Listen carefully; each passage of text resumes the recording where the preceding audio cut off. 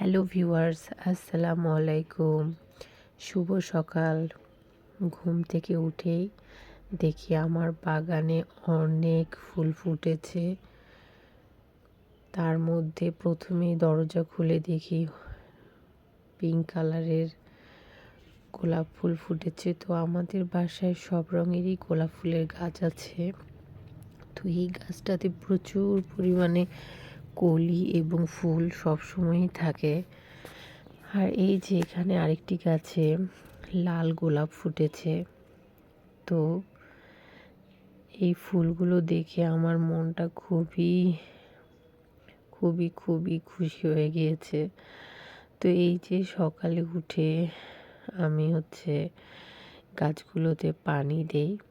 তো পানি দেওয়া শেষ করে এখন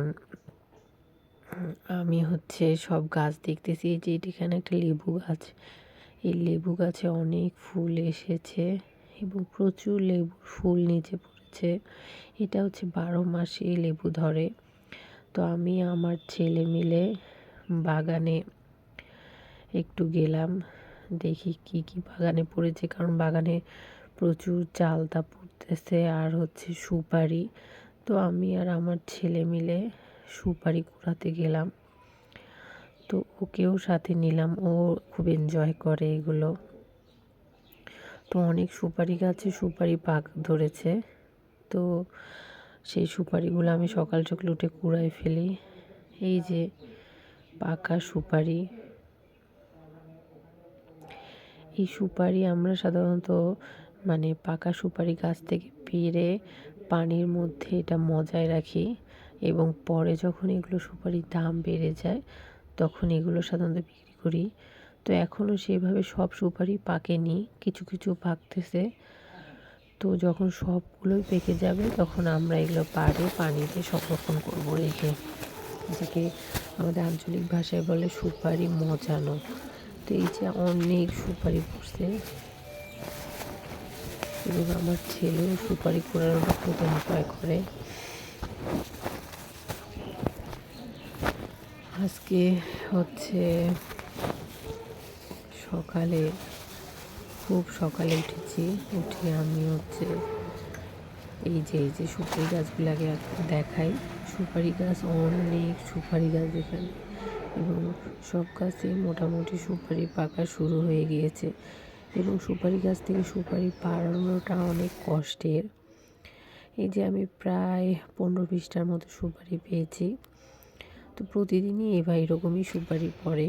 তো আমি সকালে নাস্তা সেরে ফেললাম, সেরে বাগানে আসছি। একটা গাছ, কাঁচা কলা গাছ ভেঙে পড়ছে। তো এই গাছের কয়েকটা কাঁচা কলা আজকে কাটবো। গাছটা সম্পূর্ণ ভেঙে গেছে কিন্তু মরে যায় নাই, তাই কলাগুলো এখনো ভালো আছে। তো আমি 3টা থেকে 4টা কলা কেটে নিয়েছি। এই কলাগুলো দিয়ে আজকে ডাল করব। কলার ডাল আর গরম ভাত অনেক পছন্দের। তো সকাল সকাল আমি কলা বাগানে ওই জন্য এসেছি আর এইটাই নিয়ে যাচ্ছি। কলাগুলো কাটবো এখন। এই যে মা এখানে এগুলা মোটামুটি বলা চলে অনেক পুরাট কলা। তো এই যে কলার ডাল রান্না করে ফেলেছি।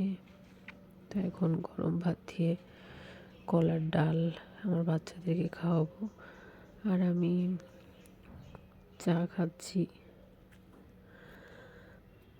তো আমার বাচ্চারা দোকান থেকে ললিপপ এনেছে এবং তারা সেটা খাচ্ছে।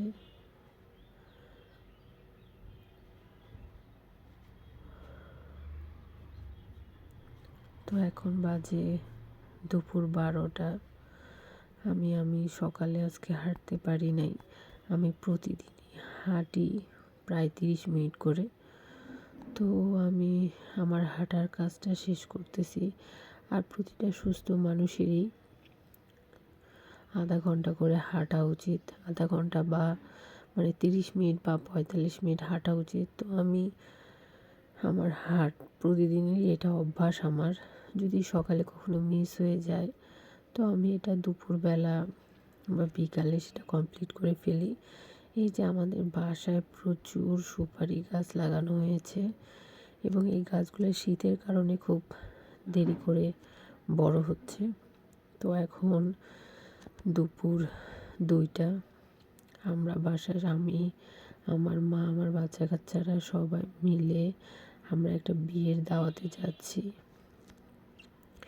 এটা আমাদের বাড়ি থেকে প্রায় 45 মিনিটের লাগবে যেতে। আমরা সিএনজিতে করে যাব। তো এই যে বের হয়ে গেলাম, এটা হচ্ছে আমাদের বলা চলে আমাদের প্রতিবেশী ছিল ওনারা। এখন ওনারা একটু দূরে থাকেন, তাই ওনাদের বাসায় যাচ্ছি। তো এখানে প্রচুর শীতের কারণে বের হওয়াই যাচ্ছে না। এই তো আমি অনেক বড় একটা চাদর গায়ে জড়িয়ে নিয়েছি, কারণ শীতের কারণে ঘর থেকে বেরোতে ইচ্ছেই করে না। আমরা প্রায় বিয়ে বাড়িতে চলে আসছি, অনেক গেস্ট। আমরা এসে দেখি অনেক মানুষের খাওয়া দাওয়া শেষ। তো আন্টি আমাদেরকে ভিতরে নিয়ে যাচ্ছে বসানোর জন্য, আমার ছেলে আন্টির কোলে।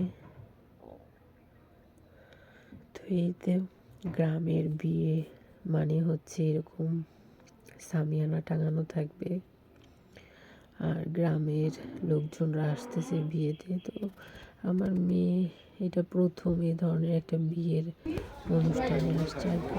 এই যে বউ সেজে বসে আছে।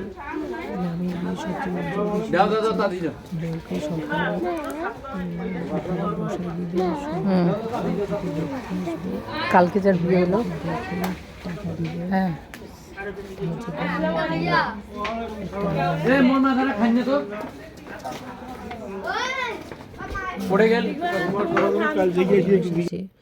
একটু ঘোরাঘুরি করলাম, এখন চলে যাব।